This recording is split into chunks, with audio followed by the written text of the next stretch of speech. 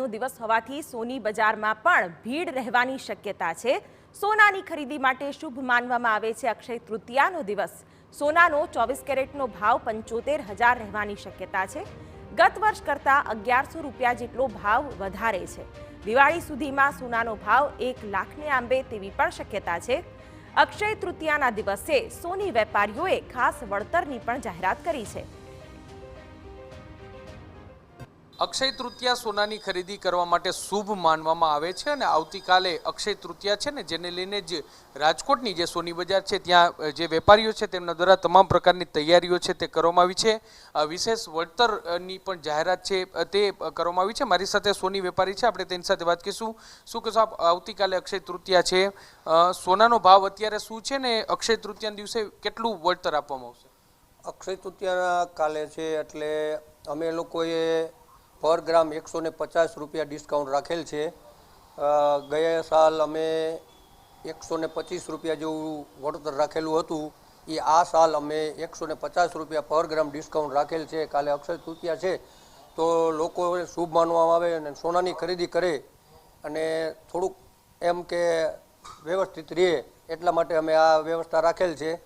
અને ગઈ સાલ 63,000 રૂપિયા 24 કેરેટનો ભાવ હતો, એ આ 2024ની સાલમાં 74,000ને પાર કરી ગયો છે અને આવતા દિવસોમાં સોનું લાખ રૂપિયાને પાર કરે એવી શક્યતા અમને દેખાય છે। અત્યારે તો શું માનો છો તમે કે ગ્રાહકી પર કેટલી અસર થઈ છે?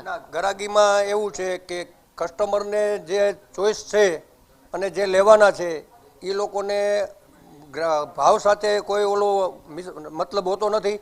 જે ખરીદી કરવાવાળા લોકો છે તે ખરીદી કરવાના છે। અત્યારે પણ આ જે 22 કેરેટનો ભાવ 59,000 ને 65,000 ને 900 છે, તોય ખરીદી કરવા માટે ગ્રાહક અમારની કન્ટિન્યુ આવે છે અને રેગ્યુલર ચાલુ રહે જ છે।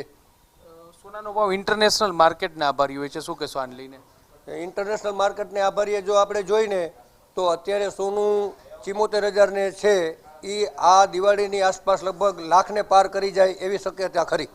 પણ એટલે ઇન્ટરનેશનલ બજાર છે તેને આધારે જે સોનાનો ભાવ છે તે નક્કી થતો હોય છે ને। છેલ્લા ઘણા દિવસોથી જે પ્રકારે તેજી આવી છે તે ખૂબ જ મહત્વની છે ને।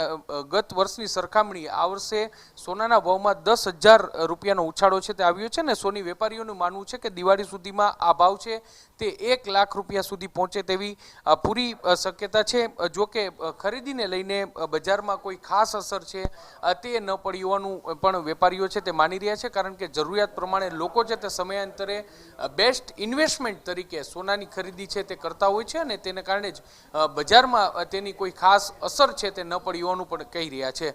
કેમેરા પર્સન ભાવેશ લશ્કરી સાથે મોહિત ભટ્ટ, TV9 રાજકોટ।